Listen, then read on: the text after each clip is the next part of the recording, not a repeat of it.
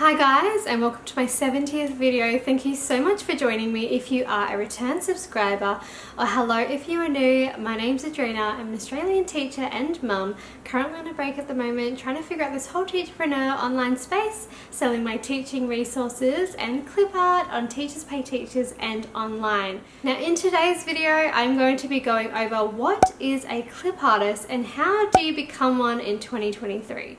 So if that's something that you're interested in, then keep on watching. So quick story, before I began my own personal journey selling clip art online, I didn't actually know that being a clip artist was an actual thing. I did know that people sold their artworks and things online and made money, but I didn't know that clip art was one of those things that could be purchased and bought and there was an actual market for. Before I started selling my clip art on Teachers Pay Teachers in 2020 and 2021, I had only ever worked time for money jobs. I never had made $1 online before. Oh, speaking of money, ka-ching. So before 2020 and 2021, before I entered this journey of becoming a clip artist and selling my clip art online, I never had made $1 online before. All the jobs I had prior were always time for money jobs. My first job ever was cleaning a motel in a very rural town. And my second job, I worked at another motel in the same town as a kitchen hand instead of a cleaner. My third job was working at a jewellery store while I was at uni, and then my fourth job I went straight into teaching, and I did that for a few years before getting pregnant and having my little son. And so that leads us to now. So before 2020/2021, when I started my clip art journey, the reason why I say 2020 and 2021 is because I initially started my clip art store in the Creative table, my very first TPT store, but then I opened up Tealazzo Clipart, which is linked to this channel, in 2021. So it was just such a foreign idea to me, especially being in Australia, thinking how can I earn money online. I had kind of a naive idea of what the whole online world space was like. I knew that people could sell artworks and prints and stuff like that, and people would buy them, but I kind of just thought you sort of had to have an art degree, you had to be an artist or really talented to be able to do that online and get a pretty profitable income from it. Now, first of all, I just want to clarify, I'm in no means at this point of my journey in a very financial successful position, but what I will say is I have been able to earn money from selling my clip art every month, and that has been amazing to me, and that's why I want to share the knowledge that I have with others out there. So when I looked more into this after realizing I was pregnant and then the whole coronavirus thing happened, I went through a lot of mental changes, not wanting to work at that point in time just because I didn't want to risk being pregnant and then also working with children that I know that I could easily get sick from. As we know, when we're teachers, germs go around like wildfire. So without having any knowledge of the online world, I started studying and I started researching every little bit that I could online, on YouTube, on TPT forums, all of the things, like just researching anything that I could get my hands on. I didn't find a lot of YouTube things that were helpful, and again, this is probably why I'm kind of making videos involving clip art and my journey as a clip artist. There was not a lot of information about that at the time that I started, and so making my first $1 online as a clip artist was so brand new to me. So I want to break that down now for anyone that is wondering, like, what is a clip artist? What is this girl on about? How does she make money from selling clip art? What is this world? What is it? So what I came to discover and what I came to learn is that, in a nutshell, a clip artist is basically someone who creates digital graphics. So these graphics can be made completely digitally on a program, or they can be hand drawn or painted and then scanned in to be made a digital graphic. And usually a clip artist is someone who creates their clip art with other people in mind so that their clip art can be used by others in their own personal or commercial works. Now, if you're not sure what personal or commercial works mean, or personal or commercial use means, basically, to summarize it, personal use is classed as to be used only for yourself. So for the individual's consumption or enjoyment, with no intention of selling or involving any exchange indirectly or directly for financial gain. So an example of this would be you purchased a clip art set of balloons and you want to put that in your child's birthday party invitation that you're going to send out to his friends,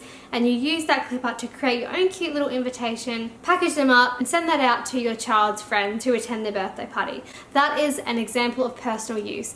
In no way, shape or form did that example show that that person wanted to earn money in any shape or way. So that would be a personal use example. On the other hand, commercial use is the opposite. Commercial use is classed as anything that involves the intention of financial gain indirectly or directly, and anything that is used to promote a business. So for example, you're looking to sell worksheets online and you're looking for clip art to use in your worksheet to sell online. You buy a set, you use that in your worksheets, and then you post up for sale on TPT with the intention that someone might buy it, and you then get an exchange of money for that product, but you've used someone's clip art in that to help you gain that purchase. In any case, that's an example of commercial use, that you're wanting to use it to gain money from it. And if you were to buy a clip art set to use in something that you were going to sell online, you would need to get a commercial use license with that. Now, one thing that is important, extremely important to know, is that not all clip artists are the same when it comes to licensing. Every clip art is different. Every clip art has the right to choose what they want others to be able to do with their work. So as the clip artist makes belongs to them as a person. As soon as the clip art creates that original image, it therefore automatically has copyright protection given to it. So what this means is, if you are going to want to make worksheets for commercial use, you can't just go to Google and type in dog clip art and find one that you like, copy and paste it onto your document to use in your work. You can't do that, as there is copyright on that image for the person or the clip artist that created it. Using that is unlawful and can get you into trouble if you use it in the way that you're not supposed to. And also, it's just disrespectful to the clip artist or the artist who's taken that time to put their energy into this work, and then someone just to use it for free if that is not the way that their work was intended to be used. So in that situation, if you were just to go to Google and type in dog clip art and copy and paste image just to use for yourself personally, that's a different story. That is okay. In that situation, you wouldn't be trying to gain financially from that. And say if you wanted to just copy and paste an image and use something in your classroom as an activity for your class, that is okay. But what's not okay is when you take that image from Google or from wherever and you have not gotten a correct license and you've used it in a work that you are putting up for sale to gain financially from that, that is not okay. And another thing to note with that is, just because you are the clip artist that has created something, it has to be an original image. Otherwise, there are visual elements that other people have created that are trademarked that you can't just replicate and sell for yourself. If you've watched any of my older videos, I did start off a little bit wonky and I started off doing the wrong thing. But as soon as I found out I was doing the wrong thing, they were taken down. But what I want to express in this little section too is, if you have something that is trademarked, do not try and replicate it and sell it. A lot of things on places online, just because they're there doesn't mean that they're allowed to be or should be. And a lot of the time you can get into big trouble if the bigger companies find out that you have recreated a trademark image or character. My best advice is create your original images, because if you try and tackle a trademarked character, that can get you into big trouble. Even though you've created it yourself personally, you've the one drawn it, you haven't just copied and pasted it.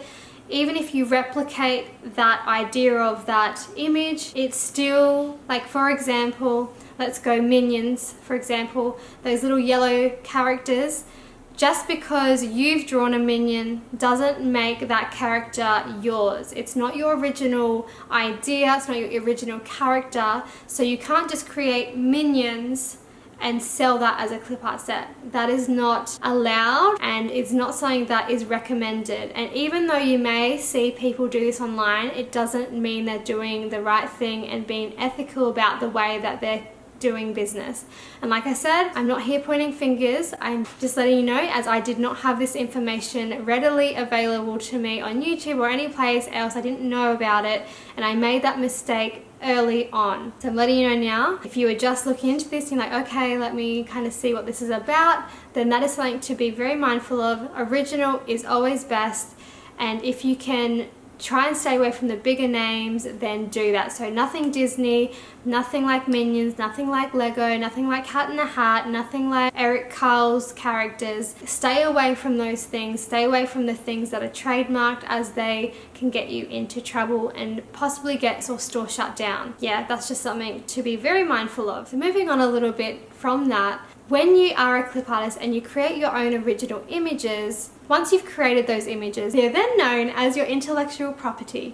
And so what this means is, it means you as the clip artist or as the creator get to decide what you are going to allow and what you're not going to allow done with your work as a clip artist. So it's important that as the clip artist that you set a terms of use that is in alignment to your values and what you are okay with someone else doing with your clip art. Some clip artists are going to be okay to be used in a range of different things.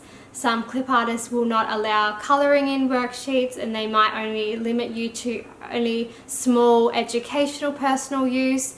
And I want to do another updated video of licensing in the near future, but what you really need to know is your clip art, your license, your rules. So you need to make sure you choose something that within your values and you're happy for others to do with that. Some people like to offer additional licenses for people to be able to use their work in different projects. Some people, like myself, have a very lenient license.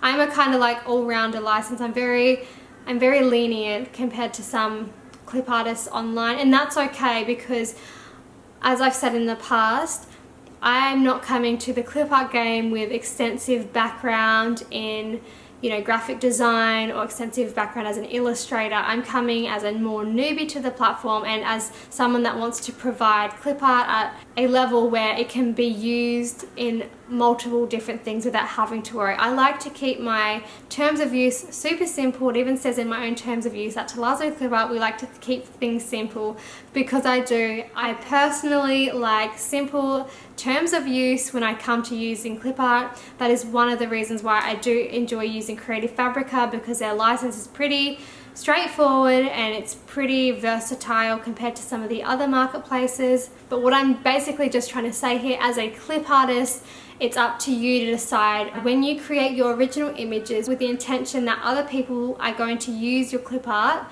in their own works, then you need to make it very directly clear what is okay and what is not okay for the user to do with the clip art that you are selling as a clip artist. Now that we've explained that a little bit, let's go into answering now how to become a clip artist in 2023. Okay, so how do you become a clip artist in 2023? So good news is you do not have to have a college degree. You do, however, need to have some skills and some knowledge in your program that you're using to create your clip art, as well as your marketplace that you're going to be using to upload and sell your clip art online. You need to think about what marketplace is going to be best for you, what marketplace will allow you to sell there, and whether you're happy or not with their terms of use per marketplace, and think about what kind of clip art that you are going to want to create.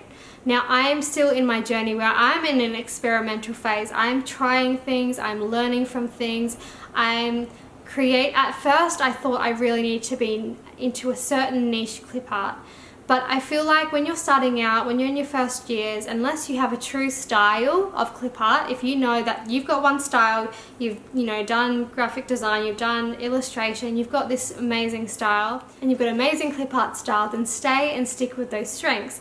If you, however, like me, and don't have that much experience, maybe you've just loved drawing growing up, like myself personally, and have always loved art, and have always done drawing but have never really done any professional training on the matter, then I think it's important to do a lot of experimental things, do a little bit of trial and error. So when you are creating your clip art, think about where you're coming from, what skills and strengths do you have, And what marketplace do you want to sell at? The marketplace I currently sell at are Teachers Pay Teachers and Creative Fabrica. Now, believe it or not, if you are not coming from the teaching world and you are coming from more of a graphic design or illustrator point of view, Teachers Pay Teachers actually has a marketplace for having illustrations or having clip art to be used for educational purposes. Teachers, we are creative people. Teachers are very creative, but we don't always have time to be sitting there drawing and creating clip art. We need to be able to create resources for our students, and without the clip art, without the engaging visuals, it's very hard for a teacher to do that. So that is why there is a marketplace on TPT, because for TPT sellers to sell their work online and have clip art help engage the students, they need clip artists to be able to give their work out, sell their work for others to buy and then utilize and create with that. So we all have different strengths. Not all teachers can draw, not all teachers have that ability. But there are many teachers, majority of teachers will have to sometime in their career alter their lessons, create something new for their students to engage them. And clip art is one way that teachers can do that with, and when they're creating resources. Might be a little bit different in the older years for high school and stuff, but there is still a need for that in the older years, and there is a need too, especially in the younger years, where graphics and illustrations and clip art, aka clip art for the online world, is really essential. And so with that said, basically you don't need a college degree. As soon as you create your own little set of digital images or digital graphics and you put them online, you can basically call yourself a clip artist. It's not a term that I think is widely known as of 2023, as like I said, even in 2020, 2021, I was still figuring out, oh, what's a clip artist? But I think the more exposure that this kind of niche gets as becoming and being a clip artist, the more awareness people have around it. And that's why I think too, I'm just trying to share my thoughts and my understandings of this in hopes that maybe it might help educate someone else out there who is looking at maybe of becoming a clip artist and selling their clip art online. So basically, as soon as you put that first setup, you can call yourself a clip artist. However, to become a successful clip artist, there are a few things that you probably will need. First of all, you have to work on your craft creating clip art. You have to make sure you put in the work and create frequently. Just like with anything, you need to see your work as a job almost. It's like if you're wanting to do, especially if you're wanting to scale it, if it's just a hobby, you can create and do things any way you like. There's no rules. And let me just say, there's no right or wrong. There is no rule book to this. Everyone's business is going to look different once you do start on your clip artist journey. But there is something to say about frequency and uploading new things, because you think about even just any sort of brick and mortar store, if you went into like a clothing store, whether it be high end or more of an affordable store, they're always having new releases of clothes. They're not just having one set, one season, and that's all they sell. There's always new things coming in and out, and that's staying with the digital world. I'm not just saying that you have to have heaps and heaps and heaps and heaps and heaps of things, but it's always good to keep up with frequency, not only for the algorithms. A lot of these online algorithms like consistency, to see that these people are staying up to date, they're working on their stores. That will get you more rewarded in the algorithm for online platforms when you are creating clip art. So don't give up if you've just put one clip art set out and you haven't got any sales. You really need to give it a good shot and be consistent, frequent with your uploads. Sometimes it is trial and error, depending on what knowledge you have already and depending what your strengths are and where you are in your creative abilities. And the biggest thing here is having the patience, having the consistency and the tenacity to keep going when times get tough. I'm grateful that for myself personally, I saw a bit of momentum in the first 3 months of my clip art journey, because I wasn't even sure if I was going to start my clip art store. I really went back and forth whether I should, and I almost doubted myself to a point where I thought, I almost thought, I don't know if my work is good enough. But I just put myself out there. I said, what's the worst that can happen? No one buys something. That's the worst that can really happen. So I put myself out there. I chugged along. I worked. I was frequent with that. Tried to get like my uploads up as much as I could, just so I could start to get a few people download some things and buy some things. And so as you can see, if you've watched any of my income reports, you know, I went from a couple of dollars in the first 2 months, and then I had a bit of a spike, and then it's a seasonal game, this game of being a clip artist. But over time, this is something that can be scalable. If you are in a situation where you have a little bit of extra time and you enjoy drawing, this would be a great little side hustle for you. And if you're wanting to take that on more full time, once you get bigger and you can scale it more, then that is something that has the potential to be able to be done. What I really love about it all is, for myself personally, I love the enjoyment that I get from just creating in general. Doesn't matter what it is, I just love creating.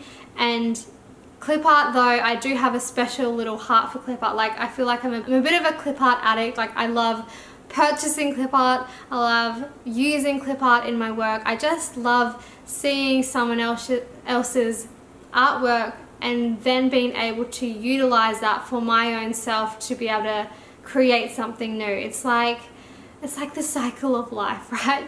Everything's reused. So it's just lovely to be able to create my work, give that out to the world, and someone use that and enjoy that in their work. And then vice versa, when I need clip art, I like buying clip art, using that in my work, and then pushing that on to someone else that they could be using a worksheet or whatever. I really love that. I love that it's scalable. I love that even though my journey has, you know, had its ups and downs, and I'm not in any way earning a full-time income of this yet, but I know that, you know, over time things will grow. I'm hoping that in the future I will be at a spot where I'm earning a decent amount of money from this. Yeah, it's a few $100s a month, and some months are higher, some are lower. You can always follow my income reports to kind of see, because I give you a very detailed look into my life behind the scenes of my clip art business particularly. And yeah, I wanted this to kind of just be something that was educational for anyone that's looking to become a clip artist and just contemplating, what do I need for this? What kind of things do I need to be able to be or do to become a clip artist? You definitely need to have, like I said, some skills in whatever program you're using, and if you don't have those skills, you can absolutely learn them. Find and pick your tool. My tool personally at this moment is Procreate. I am learning Adobe Illustrator at the moment, but Procreate is my bread and butter at the moment, and that's taken me a little learning curve to learn. It takes a while, but once you get there, it becomes easier. But I truly love Procreate. Other people prefer Adobe Illustrator, you know, there's Krita, there is Photoshop, and so there's just so many different things that you can pick from depending on what kind of tools that you have available to you. And so with that said, I'm going to try and, this is a longer video than I expected, but I just hope that this maybe has educated you in some way to know that being a clip artist is a thing. And if you look at any of the bigger clip artists, like on Teachers Pay Teachers particularly, like we've got the big names that I know of. There's Edgy Clips, there's Sarah Pecorino, there's Kate Hadfield, there's Rainbow Sprinkle Studio, there's Lisa Markle Sparkle, I think it is.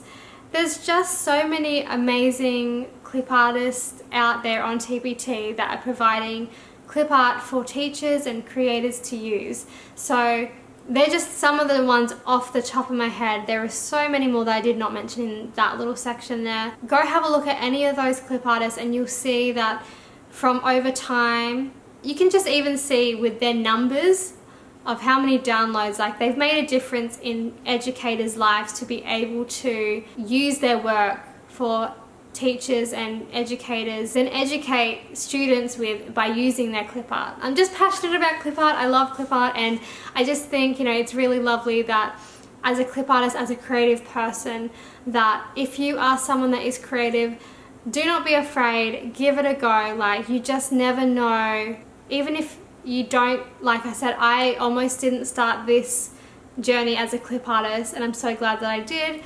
And I'm still learning, I'm still growing, I'm still scaling, and I'm just enjoying the process. And I think that's the last thing too to say. When things get tough, it's important that you're doing this for the right reasons. It's important that you like to do this, you like to draw, you like this. You're not just thinking about the money, because it does take a little while to really build that up in this game, unless you really do have a lot of skills in like graphic design or illustrating, and you have a lot of time to really push your uploads and stuff like that, and you've got a good product, and then you know how to market and stuff like that. But enjoy the process, and enjoy the process of being small and growing, because what I found too, being smaller when I first started and feeling like, oh my gosh, is there going to be anyone that's even going to buy something from my store? Having your first sale is amazing, and then like you won't feel anything bigger than your first sale. Get your first sale, there's just this feeling of the world is my oyster. And that is all that little, you know, affirmation that you need to say. If you can sell one thing, you can sell more than that. And if you can make $1, you can definitely scale. So, and my biggest advice would be just give it a go. If it's something that you feel like you could be passionate in, and it could be something that you really enjoy, give it a go. Anyways, that is this video. That is what is a clip artist and how to become one in 2023. Maybe in the future I'll do another updated version of this or give a few more details. But if there's any questions that you want to know a bit more in particular, I do want to do, like I said, some more licensing videos for anyone that's kind of more curious about how do we go about the licensing and stuff like that. I'd like to break that down a bit more. I have got a video on that in my channel, but I like to keep things fresh, and I do want to do some updated videos of those as well. That said, thank you so much for taking the time to watch this video. I appreciate you coming here. I appreciate your time. I know how busy people can be, and I just thank you for spending however long you have watching me here today, and hope you learned something. Alrighties, thank you once again, and wishing you all the luck in your clip art journey and in life, and I will see you in my next video. Thanks so much, you guys. Adios.